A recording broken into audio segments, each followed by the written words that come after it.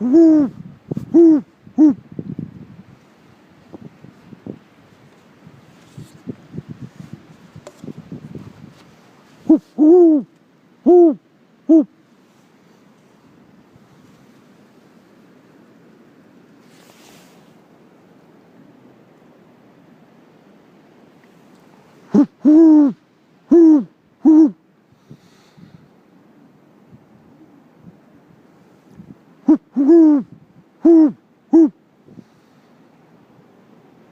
hope you saw her fly to me. These little raccoons freaking out.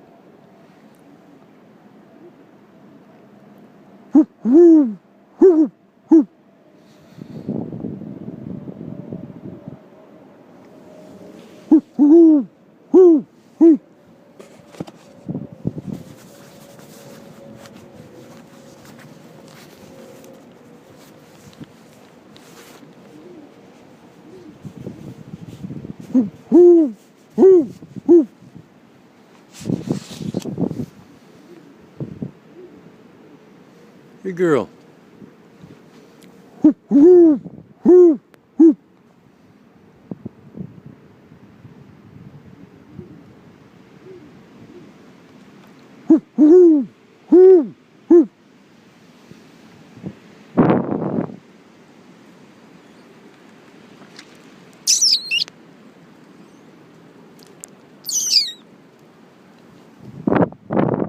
There she goes. She's beautiful. Look at her.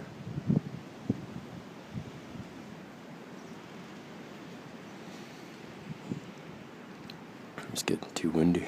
She just came to say hi quick and took off. I'm so fortunate and blessed. It's awesome, man. I love life so much. I'm so grateful.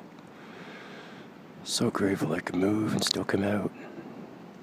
I'm able-bodied. So many people even just take walking for granted, man. Or moving without pain. So many kids live with that every day. Everybody, but everyone has their own pains and struggles, but most of us have our mobility to go and do like things I'm doing now.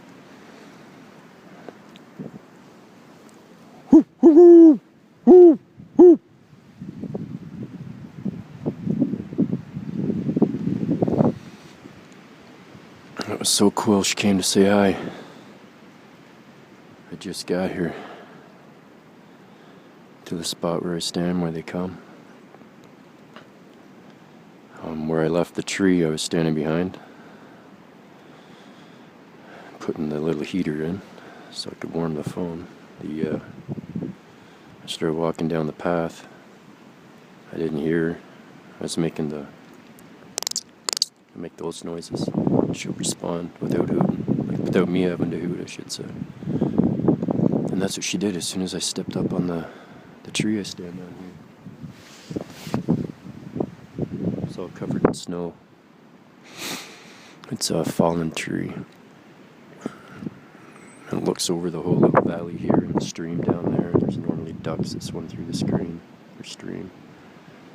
And then there's a path where all those lights are. Walk their dogs and drive their bikes and just walk and stuff. That's so cool. I hope you guys saw her fly to me. She was over in one of those other trees. By another tree that I stand at in the last video that I said. And you can hear it clicking away. Yeah, I guess she was over there. And then flew up to here. You saw it. And then she took off. She's so beautiful and big. But I've seen one like twice the size. I saw a mutant great horned owl. Like the biggest one ever. No one ever believed me how big it was. There's a picnic table. Here, one sec.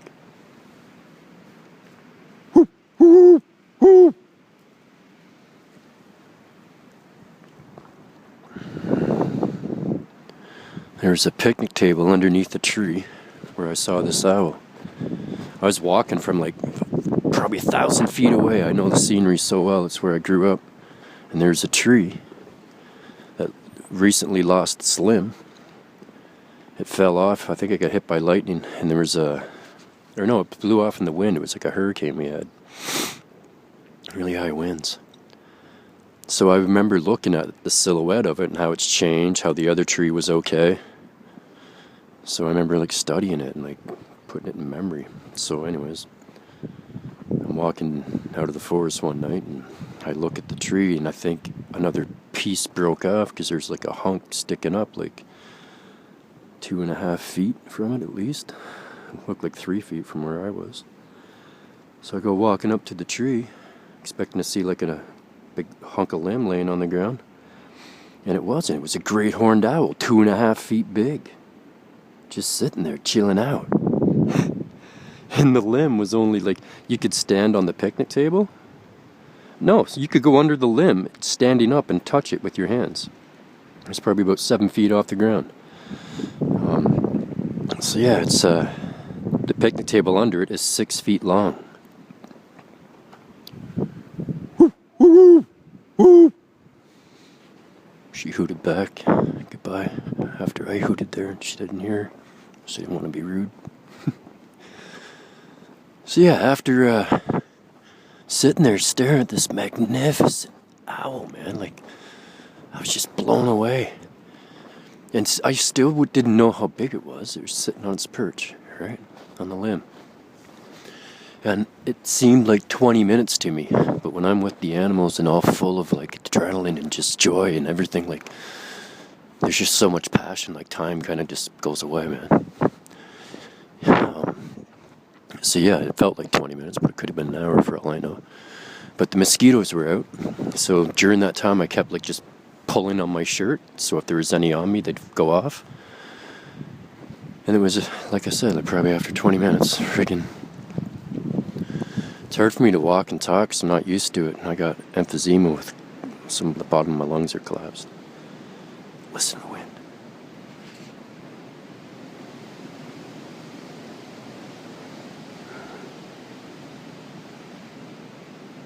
You hear it sounds like a train?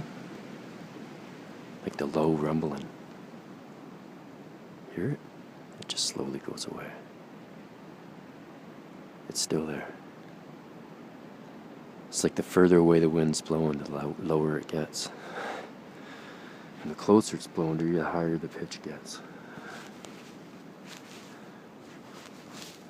Yeah. Back to the owl story.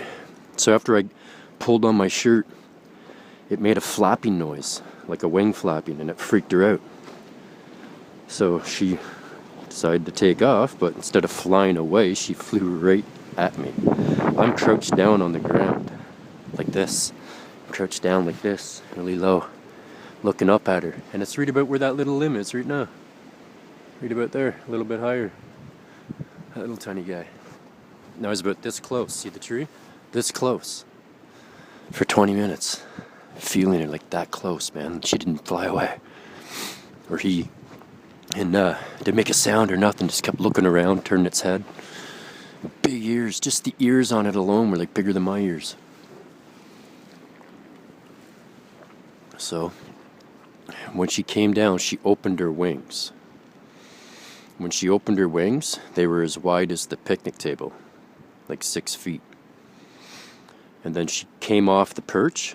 And then when she came off the perch, that's when she opened her wings fully. That was just her elbows that were longer than the picnic table. So when she opened her wings, it looked like she had at least half the picnic table on either side. Like 3 feet of wing came out from her elbows. Making them like, 12-foot wingspan, 13, 14-foot wingspan. You just saw her fly, and she was probably about 6 or 7 feet wingspan. And that's up in the air, so closer she might be 8. This thing was huge. Huge. And like I said, it was coming straight at me, right? So it just left the perch, came straight down like this, at my face, and when it was this close, its whole head, I'm thinking, seriously, my thought was, I'm gonna die. It's gonna tear my face off. And I just let out a big sigh of relief and was like, oh, well, it's my fault. And then it came in like this close, literally like an inch from my face, turned its body and went by, and I seen each little feather each feather. It didn't even flap its wings. It just opened them. The feathers, I could hear the wind going off each of the feather tips as it passed my face, because it was literally like 2 inches, not even. It was this close. This close. I don't know if you can see in the dark. And then I'm watching the whole body go by. My eyes are kind of like half closed because I'm thinking they're going to get clawed out. So when I see that the body's going by, I open my eyes fully, and I see the claws go by. Its talons go right by my friggin' nose, and it's the size of my hand. The talons were the size of my hand. They were huge. I could see the skin, the grooves on them. It looked like an eagle's claw, even the long black claws on it. Like, it was just magnificent. So I was just freaked out, right? So when I went home, because of the size of it, I couldn't find any ones that were that big. None. Nowhere online could I see anything that was like 2.5 feet, just standing there. None of them. So I started phoning around the park rangers, phoned Parks and Rec, Animal Control. One of the trees are falling. We had an ice storm here years and years ago. It was the great ice storm of the East Coast to hit the States and Canada. So it killed a lot of the trees, and a lot of them just kind of fell over. They're dying on the inside, and it takes years for them to totally rot and fall over. So call them a dead man's, or no, I forget what they call it. Oh, a widowmaker. Yeah, you get hit by a widowmaker in the forest. It's a hunk of freaking tree that takes you out. Oh, I can't even talk. Just keep walking and talking. Let's go slow. So yeah, after phoning all over the place, and I phoned the city too, phoned owl guys, sent some emails to some owl watchers and stuff. No one ever saw one that big. Some people didn't even get back to me. They thought I was lying. So next thing you know, I get a hold of one of the Parks and Rec guys who do. He says, hey, start talking. He says, yeah, I believe you. He goes, I've never seen one that big, but with what they're eating around the airport, I can see them getting that big. And I go, what do you mean? He goes, I said, they eat a lot of the rabbits and the raccoons and all that kind of stuff. He goes, well, if you just keep between you and me, when they started building all the houses closer and closer to the airport and taking away more of the forest, the owls and those coy wolves started, because I talked about the coy wolves earlier. He said that they just go and take people's pets right out of their backyard. Small dogs and small cats.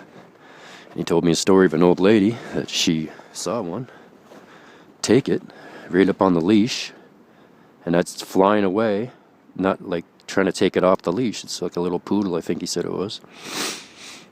And the old lady went back in the house and grabbed a broom, literally grabbed a broom, came back out, started swatting at it, it let go, right? And then came right back down and grabbed it again in front of the old lady. And she's hitting it with the broom. Finally got her dog in the house, the guy tells me. So, and I didn't get the impression like he was lying to me and stuff. Everyone I was talking to on the phone for Parks and Recs, I was telling them about the coy wolves, all the other animals that I walk with, and, you know, because there's some out there too, right? But they weren't like these guys here. They weren't as friendly, and there was a bigger pack of them. So yeah, after that guy told me that, you know, these things are getting huge by eating people's cats and small dogs, I kind of put 2 and 2 together that, yeah, the one I saw was like the granddaddy of them all. And as they eat the foods that we feed our pets, there's genetically modified organisms in them. It can make them get way bigger too by what they eat. So if they're eating our pets and they're eating all that genetic food, even if it's just pet food, there's all the extra crap in it.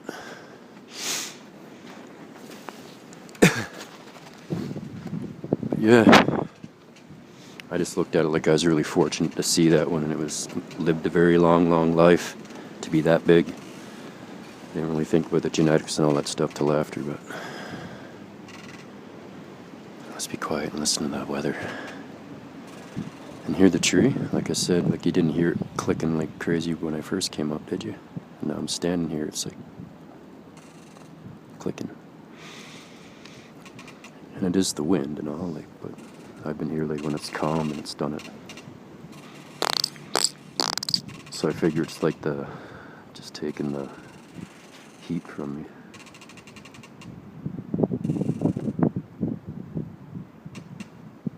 And this guy's snapped at the bottom and leaning on him. I noticed that a while ago. Just gonna let the parks and people here know, but they don't care, man. It's Toronto. You just let it fall and then take them out, both of them, or leave them as they fall, like all the other ones around. It's not about saving a tree. But if I mentioned it, I saw them here cutting down a tree in the parking lot. They were just like maybe 100 feet in from the parking lot cutting down trees. I was going to go tell them, but I thought what they'll do is cut them both down. And the one that's creaking right now, there's nothing wrong with it. It's just holding up the weight of this one. So they probably end up taking them both down so they don't fall over on the path here on the people.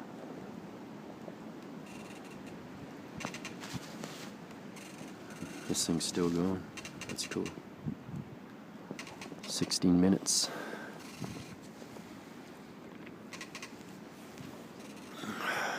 Kind of lost my train of thought when I was walking on the way here. Oh yeah, the owl. The huge mutant owl. The greenhorn mutant. It was so cool. I got so fortunate to see that thing so big. Like it's wider than my arms. Like my arms aren't that freaking long. Its wingspan's wider than me. You know, your arms are the height of your body, from fingertip to fingertip when you put them out. That's the exact height of your body when you're standing up straight. And if you put your foot right here into your arm, bend your hands so your wrist bends. From where your wrist is to your pit of your arm, that's your exact foot size. Exactly.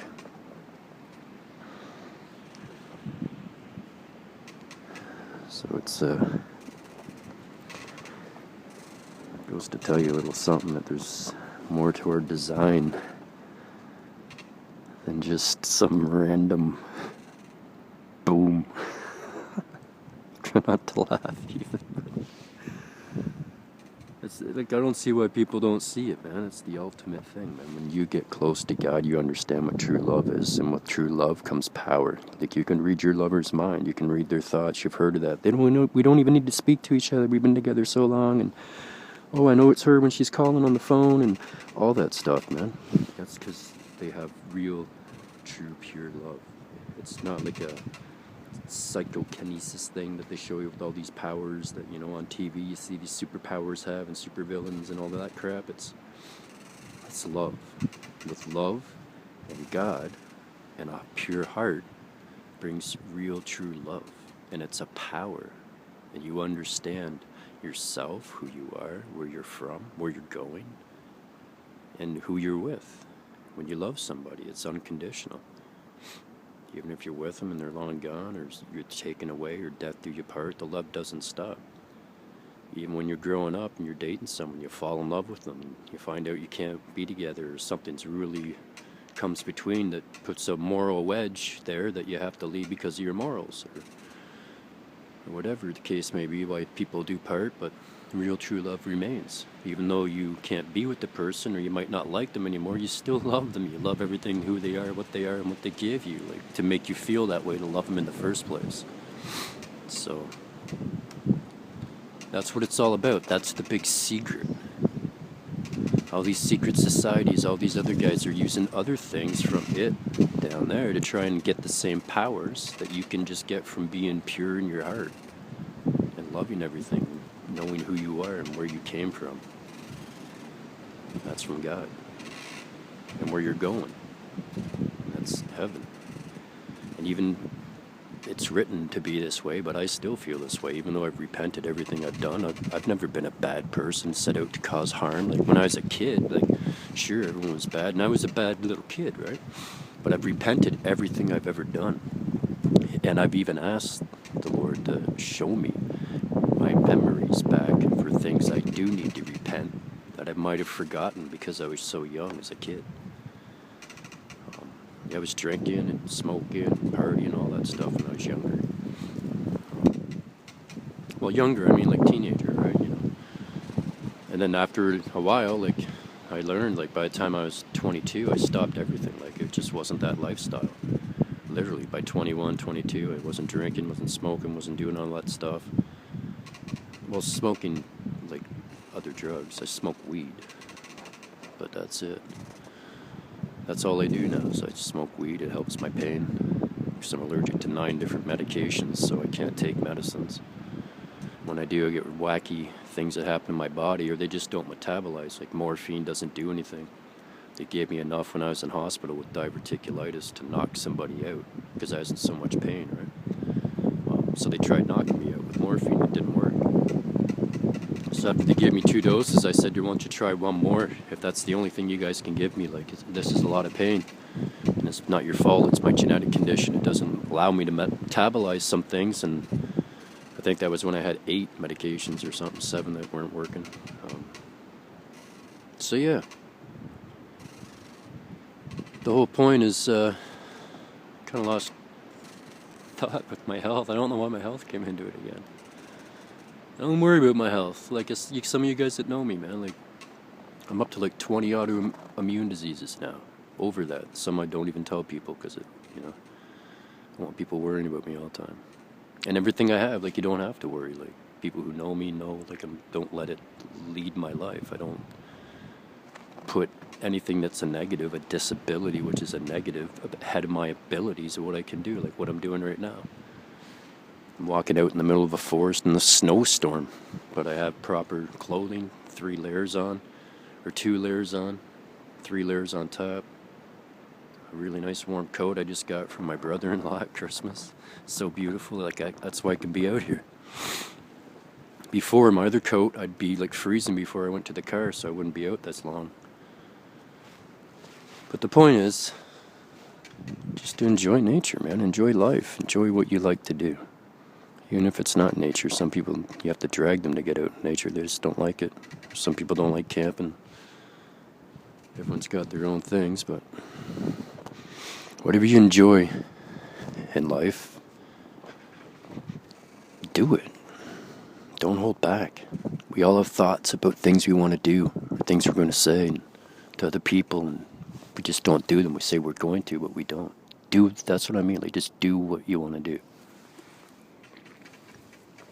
In that kind of aspect. And it's also, that's that Luciferian crap. They say to do anything, do what thou will, or whatever the crap they want to say. That's not what I'm talking about at all. That's how they twist stuff up. When you live each day, precious and in the moment, doing what your heart guides you and your mind is telling you. So that means by not putting it off, like I just said a few seconds ago, you do it. Do what you want to do. So if you've always wanted to phone up, like, your grandmother and say, hey, Grandma, I just want to ask you, because it's something you want to ask them before they're going to pass away, or something that you were too embarrassed about as a kid, or anything, like, do it. Don't think. Don't put it off. Just do it. Just do it. Oh, I'm sorry, man. That's what it's all about, man. People put off stuff, man. And then you turn them into, like, words like, hey, I promise I'll do this. I promise I'll do that. And then it becomes like a list. People tell you, I'll make a list of all the things you want to do. And again, it's just the list gets bigger and bigger and bigger. Your time gets shorter, and it becomes like a book of things you always wanted to do that you never did, man. And you don't want to do that. You don't want to do that, man. You want to live your life.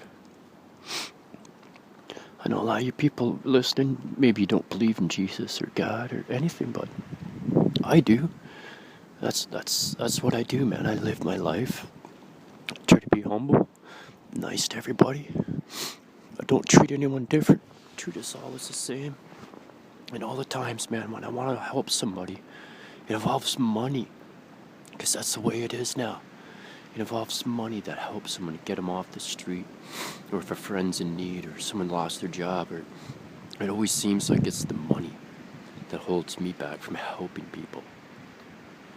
And that hurts even more, man. Because we shouldn't be like that, where you need money to help somebody, man. Whether it's a friend, a relative, or a stranger. When you need to help somebody, you look at them and you have that thought. Like I said, you have a thought. You do what you want to do, man. I know people walk past homeless people. A lot of them look at them and they think, hey, man, this guy's homeless. This guy's addicted, man. This guy's dirty, man. I don't want to touch him. He's got disease or maybe, well, all the negative thoughts, man. And if they do, you can see it. You see people's reaction when some people walk up to them or ask them for change. Some just don't even acknowledge them, like they're not even there, man. Like they're invisible, you know? And then they do that so often, it becomes easy. It becomes easy to get in that way of life.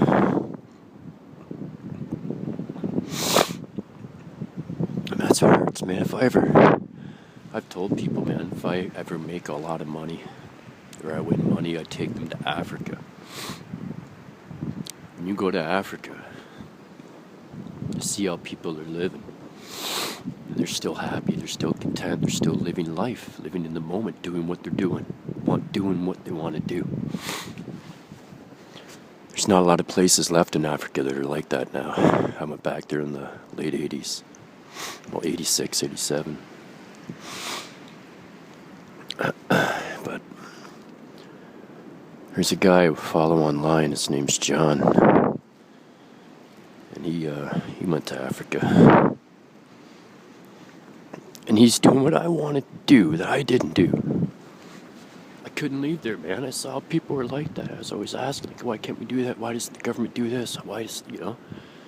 I found out because of money, man. Because they're exploiting the crap out of Africa because people are, you know, in desperate need. So when people come and give them a solution with money, you know, they'll give away the diamonds, they'll give away the mines, they'll exploit the people, they'll let the waters drain. That's why a lot of the countries try to keep out money, live with their own gold, or live with their own barter systems. But that stuff's long gone way back in history. But it was. Before the money came over. Everybody, we just helped everyone out. Everyone helped everyone out. We all had that thought. You know? If it was a drunk guy or an addicted guy or a dirty guy, it didn't matter, man. He had a home to sleep in. Someone gave him somewhere to go. No one would leave him outside for the wolves to eat. And it seems we've become the freaking wolves, man. There are no wolves out there eating them, man. When we're the ones walking by, ain't doing nothing. Or allowing it to continue.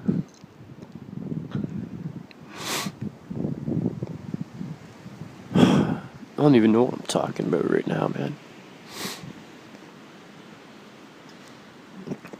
Like, I know what I'm talking about. You guys know what I'm talking about. It's all about love, man. Talking about life, living in the moment. So, when you walk past somebody and you have a thought, you want to do something, do it. You got someone you want to say something to, say it to them. You got a relative that you got to say something to, you want to know, ask. If you always wanted to help someone, do it. Do it with love in your heart. And if you're religious, God in your heart, Jesus in your heart, that's what you chose. And you'll see. When you have love in your heart and faith, things change. Quickly. Really quickly. I was going to upload this because it's got my owl on it, but now I'm sitting here like bawling like a baby, but it started right when I said those words, man. If you got like anybody and it just popped in my head, man, like a grandmother you always wanted to ask, you know, boom, I started shedding, man, because that's what it's all about, your mother's mother, your whole family. And there's lots of things. I remember growing up all the time hearing friends say, yeah, I've always wanted to ask my grandpa this, or ask my grandpa that, or sit down and have a beer with him, or hey, smoke a joint with him, or blah, blah, blah. Or, I mean, that's even kind of stupid, but like I said, when I was little, that was, you know, that's what I heard a lot growing up in the environment I was in. And I knew it even wasn't right back then. You know, I'm so fortunate I didn't get trapped up in that kind of world like all the other people I know still do, still did. They're long gone because their lives took them down that wrong road. I literally used to have, like I got at least over, it's 20 or 30, I can't remember. You kind of stop losing count. It's good to let them rest, but I used to write down all my buddies that passed away, man. Like friends that I know, not just people like I'm talking when I was little, from partying and all that, like people I met through my life who were friends. Or I've had a lot of friends that was really popular. So a lot of people would say they were my friends when I didn't even know them.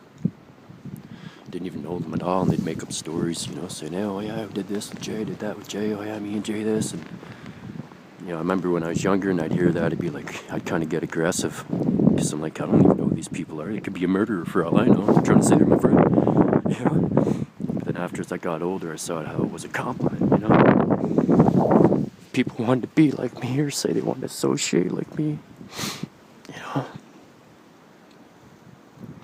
It's getting back to me, man. I don't want it to get back to me. I want it to get to you guys, man. You just gotta live. Do what you want to do, man. You watch, man. I'll tell people I went out for a walk last night in the snowstorm in the forest. Oh, it was great. They look at you like you're freaking crazy, man. For one, walking in the forest when it's dark. Like, what about this? What about that? What about strange, man? What about that? Everyone's so paranoid from what we've been programmed to do, become the wolf. And you don't want to become the wolf, man. It robs your life and living in the moment. This is the tree I stand on.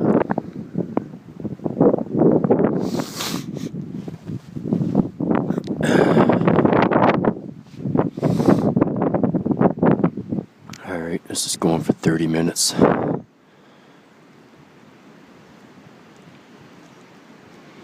I don't want to stop to tell you the truth, so I won't. I'll let the battery die like last time.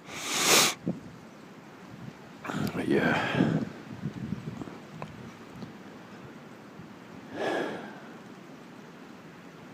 Had a lot of friends pass away. Imagine a lot of you have too.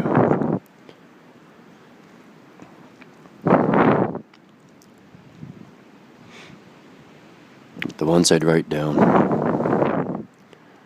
were the ones who said to me, I made a difference. Or they made a difference for me. Because I have a lot more than 20, 30 friends that have passed away or people I've known.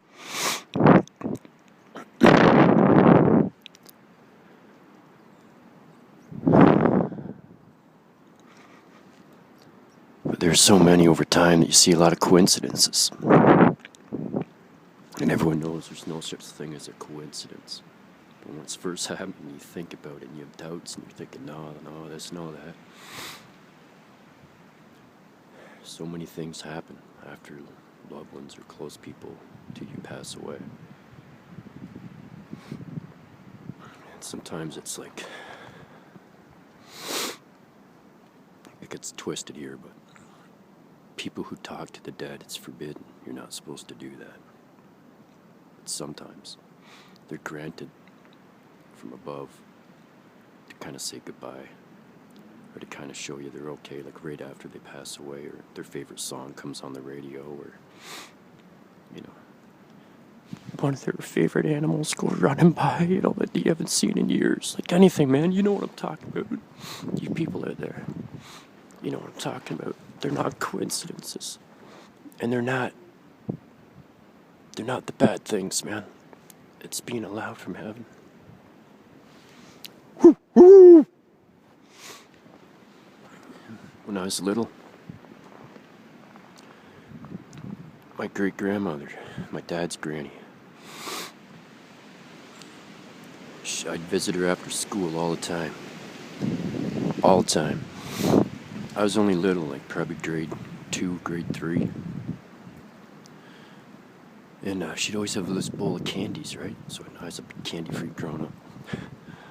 So I'd always drop by and see my granny, get my little candy on the way home. Sometimes I'd go next door and see my uncle. But it was all about my grandma.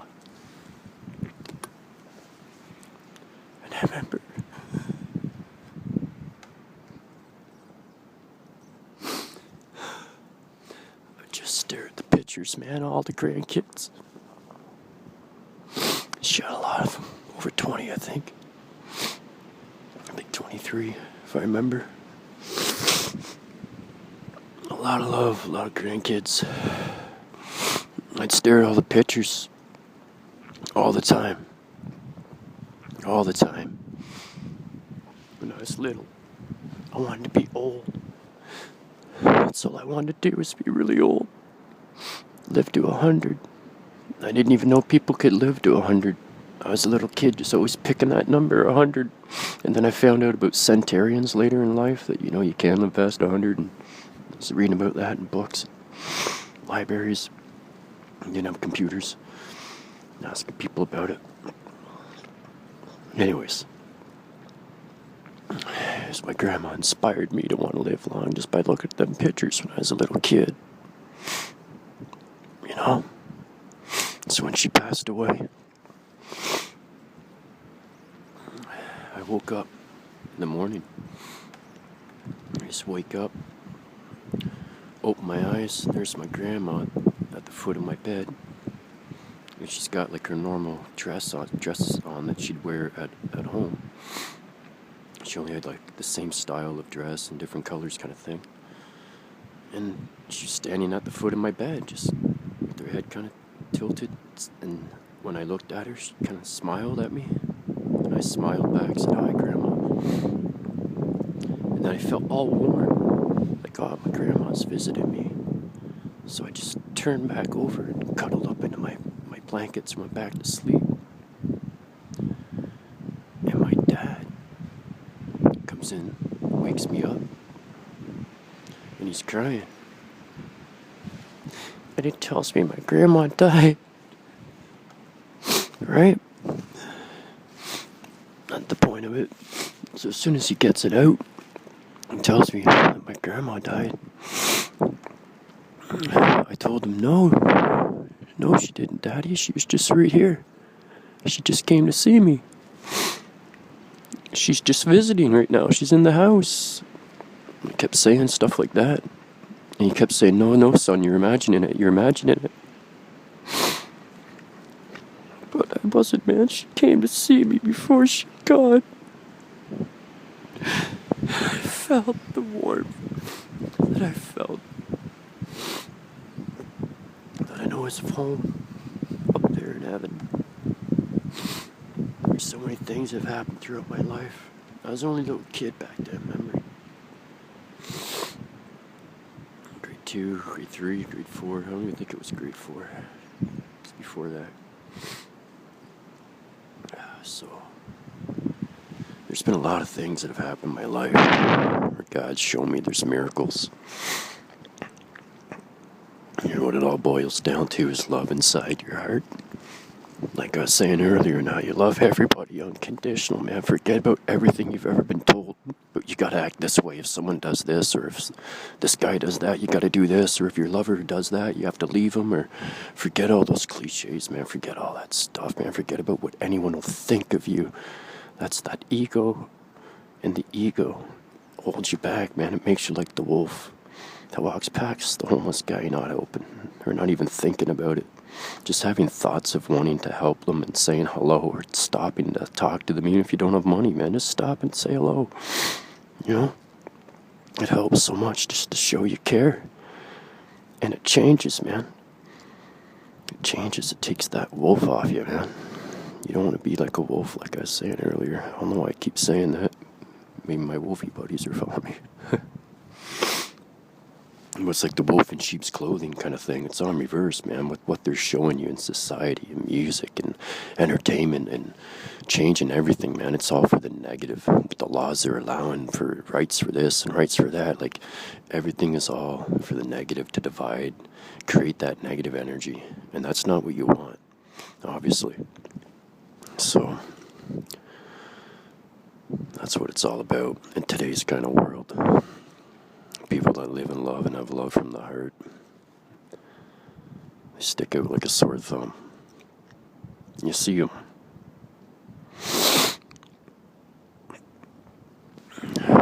God works in mysterious ways. There's miracles every day. And they're performed by Jesus or God.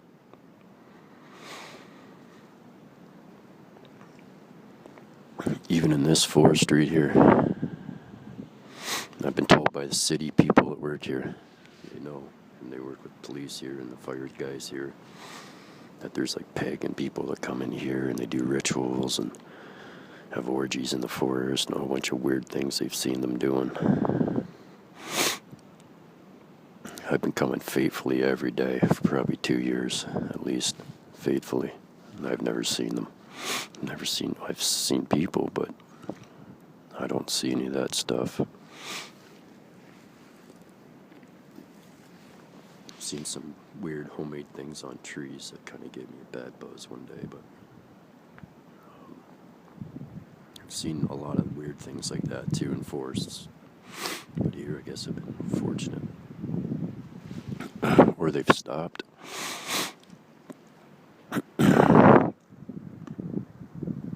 This place used to be, or it is, I guess, not for me, but they say it's haunted. There's dead people here and haven't crossed over, and bad things that have actually hurt people, knocked them out. Ghosts that have knocked people out, but they're not ghosts, they're little demons, if you ask me.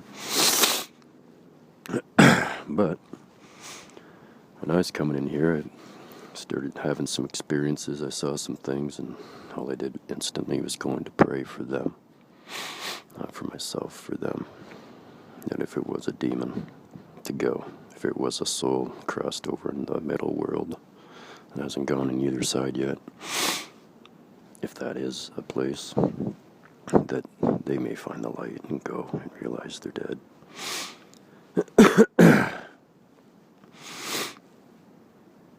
And things would get a little more obvious then when I first did it. So I just kept doing it every time I'd hear, see, or feel that.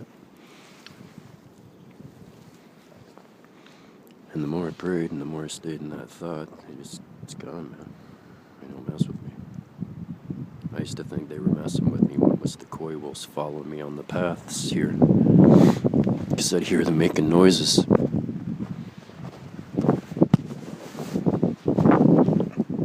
Anyways, I should shut this down, because it's getting windy and cold. No, it's not.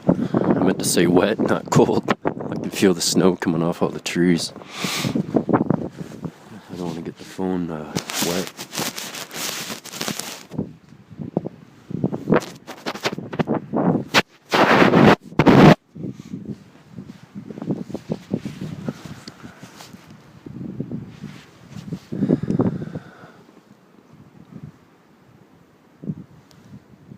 So, I guess that's my story for tonight in the walk. Live life through God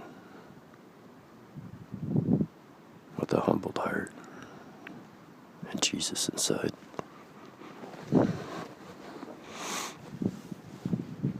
And don't put off tomorrow what you can do today.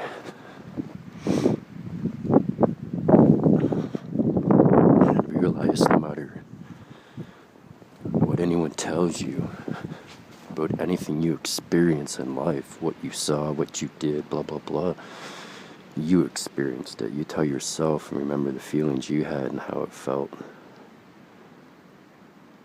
Because too many times we're told, no, this didn't happen, or no, that didn't happen, or no, you're thinking too much, or that's impossible, all those kind of things. If you know what happened, it gives you joy in life. You felt love, or you felt home, no matter what. That's why it's written, you're to test the spirits. You're also to test the men in the churches who run them, but it's another story. But yeah, by testing them, you feel them. You'll feel the good or where you feel the bad. You'll feel the doubt. We're not supposed to have doubt. So if you feel doubt from them, you're testing them. That's another sign. That kind of stuff. It's very chilly. I gotta put this away and warm up.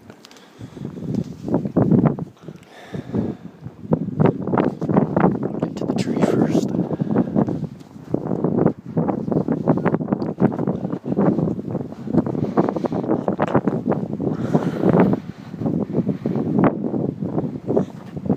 This big tree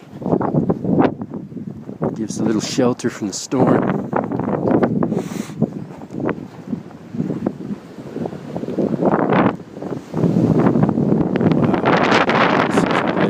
Just picked right up. Bird.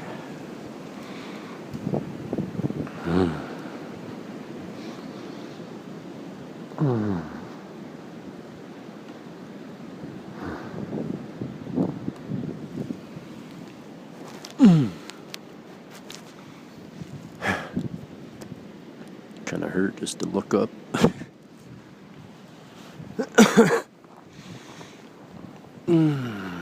Brr.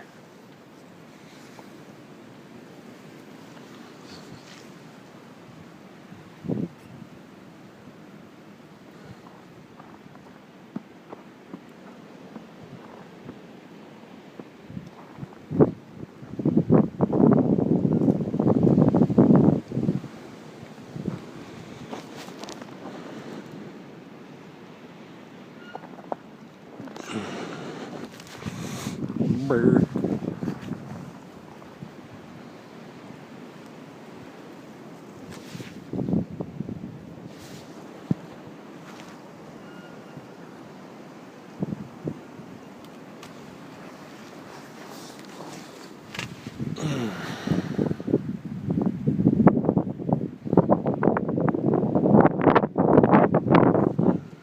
It's very chilly.